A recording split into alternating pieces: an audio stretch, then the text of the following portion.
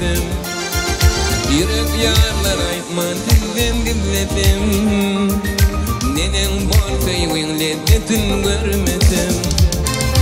Bana rehmeyletin Bolmuğun beyletin Yanmayır koymuğun ne dedim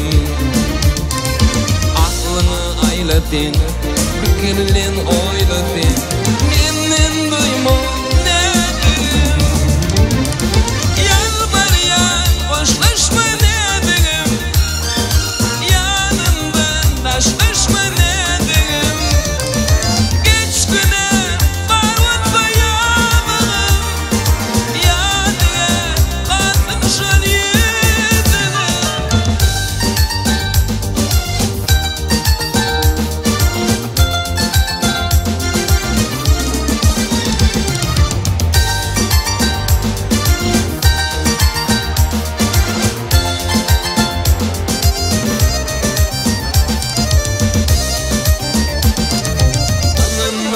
Yarım edin işini Beydelkin deyip gelmedi hoş düşünü Ya da bağlanılmıyor dova gücünü Dene yardım ten başımın tecini Bana rehmeyletin Bolmuğun beyletin Yanlayıp koymuğun ne dedim Aklına aylatin Fikirlen oylatin Menden duymamın ne dedim Yalvar yan boşlaşma ne dedim Yanımdan taşlaşma ne dedim Geç güne varvatma yağmağım Yanıya kaldım şan yedim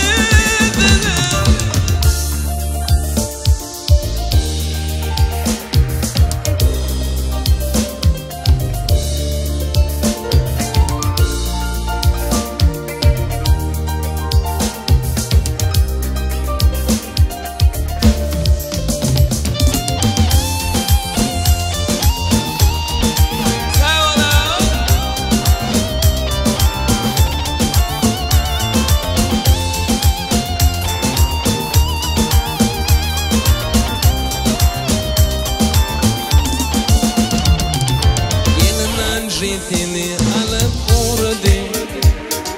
Görün gödden acı yaşlar durmadı Dur demene vakitlerim varmadı Işkancere yürüp bağrım doğradı Bana rehmeyletin Bolmağın beyletin Yanlayıp koymuğun ne dedim Aklını aylatin Fikirlen oylatin Yanlayıp koymuğun ne